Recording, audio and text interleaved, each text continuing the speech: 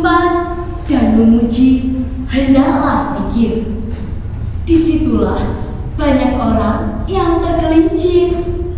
Pekerjaan marah jangan dibela, nanti hilang akal di kepala.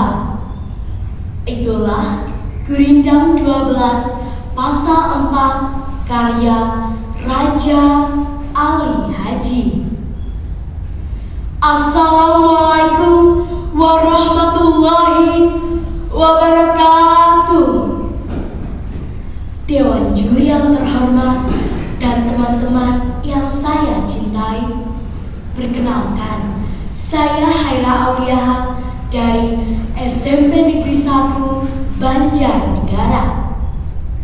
Saya akan membawakan dongeng dengan judul Legenda Watu Belah.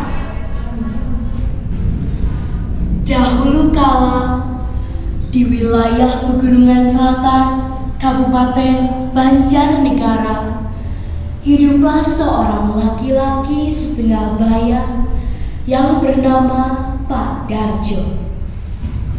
Ia tinggal dengan anak laki-lakinya yang bernama Seto. Istrinya sudah lama meninggal. Pada suatu hari, Pak Darjo pergi ke hutan untuk mencari kayu bakar. Sebelum pergi, ia berpesan kepada Seto untuk tidak bermain ke dalam hutan. Seto menunggunya di depan pintu.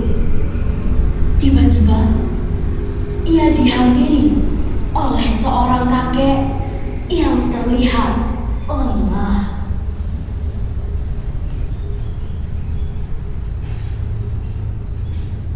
Minta sedekahnya, cu. Sudah berhari-hari kakek tidak makan. Tolonglah kakek, cu. Ayolah, kek, silakan masuk. Kebetulan ada makanan di dalam. Karena kebaikan hatinya, ia memberikan semua makanan terakhir yang ia punya. Setelah kakek itu pergi, Seto bermain kejar-kejaran dengan sahabatnya Aryo hingga lupa waktu. Ternyata Seto lupa pesan bapaknya. Seto sudah bermain jauh ke dalam hutan. Sementara itu, Pak Darjo pulang ke rumah dengan membawa kayu bakar. Wajahnya terlihat letih sekali.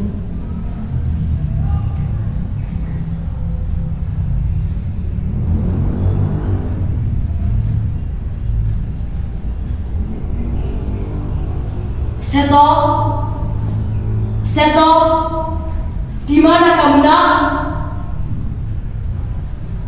Seto, Bapak lapar. Tidak ada makanan sedikit pun di atas meja. Seto. Pak Darjo terus mencari Seto, tetapi Seto tak kunjung datang. Seto dan Aryo tersesat, lupa jalan pulang. Seto, bagaimana ini? Apa yang harus kita lakukan? Tidak apa-apa, tidak usah takut. Ayo kita cari jalan keluar. Di tengah perjalanan, Seto dan Aryo beristirahat, duduk di bawah pohon besar. Angin lembut bertiup, menyentuh wajah Seto dan Aryo.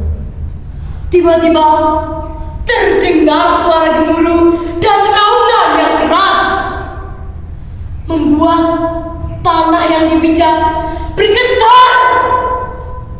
Seto melihat seekor ular besar di hadapannya. Tiba-tiba ular itu melilit tubuh Seto.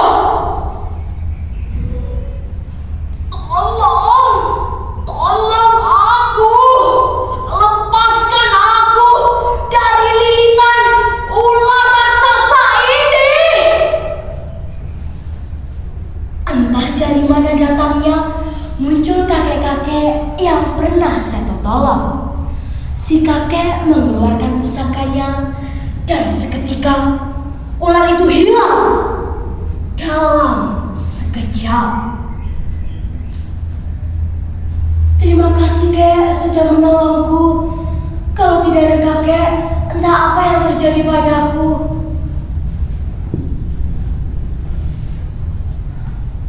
Iya, cu.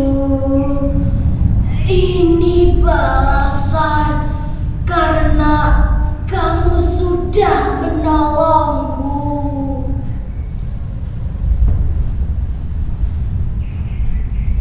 Hari sudah gelap. Seto dan Aryo bergegas untuk melanjutkan perjalanan pulangnya. Sesampainya di rumah, Pak Darjo sudah berdiri di depan pintu dengan wajah garamnya. Seto, dari mana saja kamu? Pulang sampai malam gini. Maafkan Seto, Pak. Tadi Seto tersesat di hutan. Bapak lapar. Di mana makanan Bapak? Tadi ada kakek-kakek yang kelaparan. Jadi Seto memberikan semua makanannya. Allah, pasti kamu yang habiskan semua makanan Bapak. Iya kan? Sungguh Bapak, sungguh bukan Seto yang menghabiskan seluruh makanan Bapak. Dasar anak kurang ajar, pergi kau, pergi! Dengan hati sedih, Seto menuju ke batu besar yang berada di dekat rumahnya. Ya Allah, ya Rabbi, kuatkanlah hati ini. Berat ujianmu, kini aku harus pergi. Batu besar,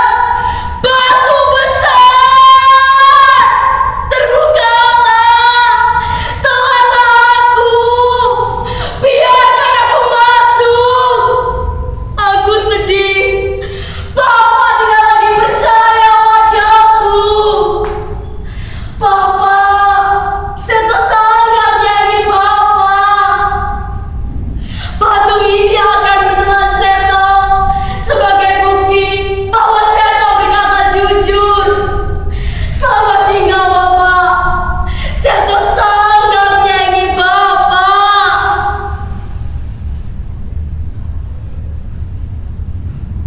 Sungguh ajaib.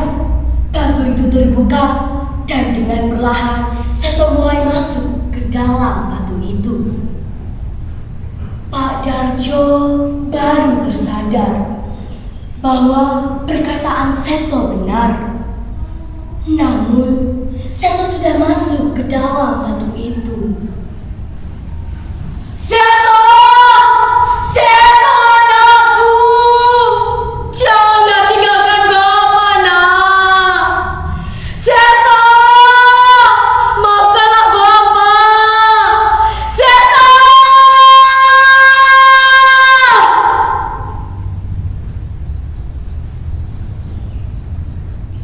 Demikianlah cerita legenda Watu Belah.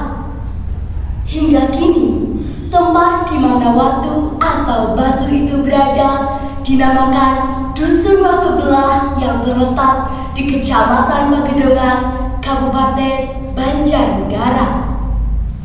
Akhir kata, wabillahi taufiq wal hidayah.